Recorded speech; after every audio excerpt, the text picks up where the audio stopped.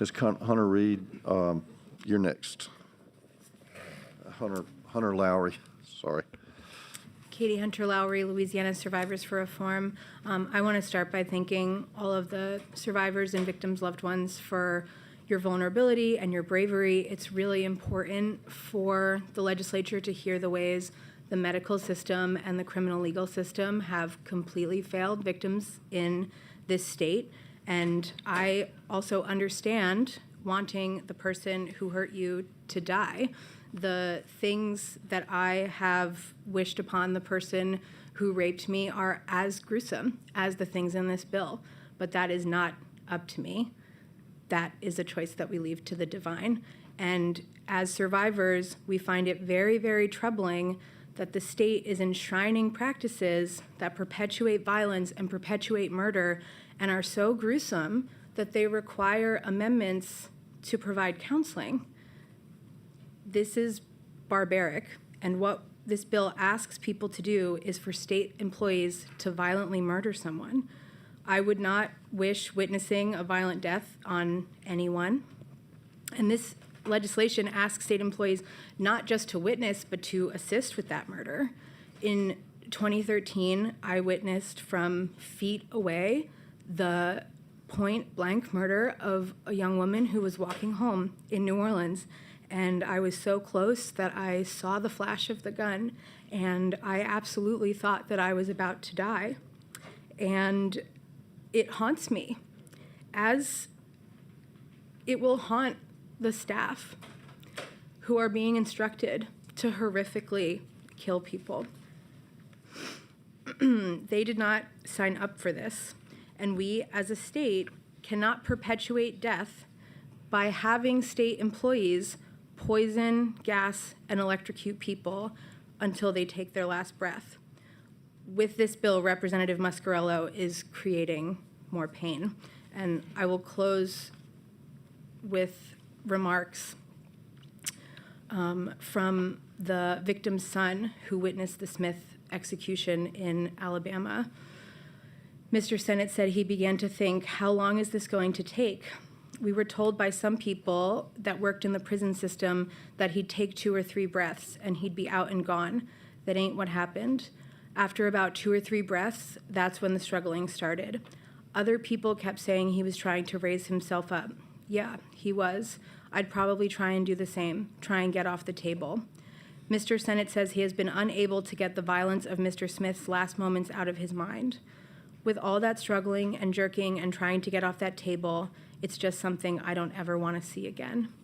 And I hope that this body is not making decisions based on an arbitrary distinction like real victims. I don't know what that phrase means or why it was used earlier, but there are survivors and victims' loved ones that you have heard today who oppose the violent, horrific murder of a person at the hands of the state, and we ask that you vote no on this bill.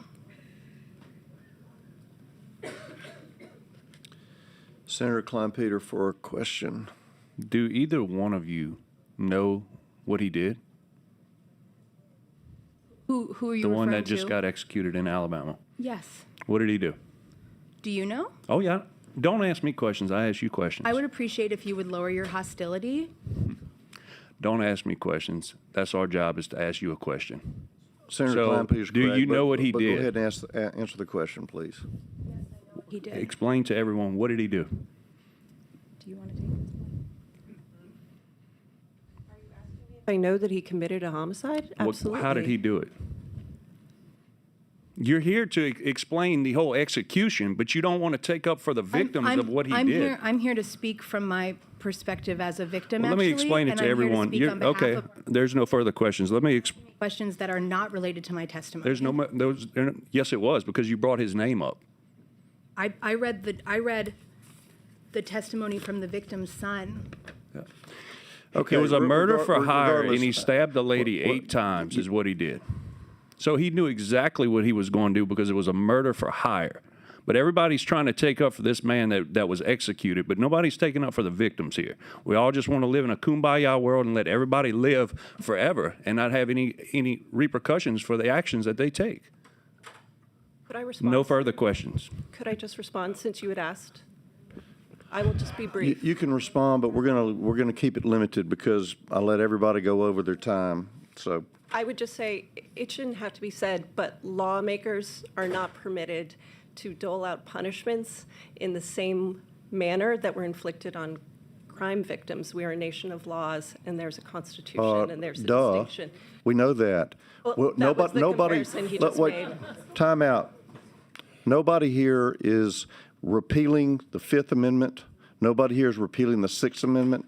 Nobody's repealing the Fourth Amendment. There are all kinds of protections, and due process is afforded all these prisoners, and they have multiple appeals. And the state pays probably your law firm, if I had to guess, for capital defense. So, right? I assumed that Isn't was that the correct? point that was being So the made. state pays your law firm lots of money to defend, does it not? Sir, it's I asked you a question. You don't have to answer it. You know, you're not under subpoena, but your law firm is paid lots of money to defend capital cases. Is that correct? Is my firm paid? Yes. By the state? Yes, sir. Okay, thank you. And, sir, it was said, quote, "A botched execution is better than what they did to their victims," and I was simply responding to the comparison. I understand. And nobody here wants to have inhumane executions. The purpose of the bill is to try to find a way to have humane executions and to have them actually go through rather than tied up in appeals after due process has finished. So thank you for your testimony. Senator Klein-Peter asked me a question and then walked away. I would like to Look, close. we're done. We're done. We're done.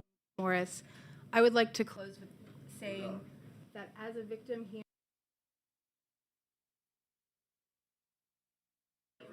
Ma'am, you went way over your time. Okay,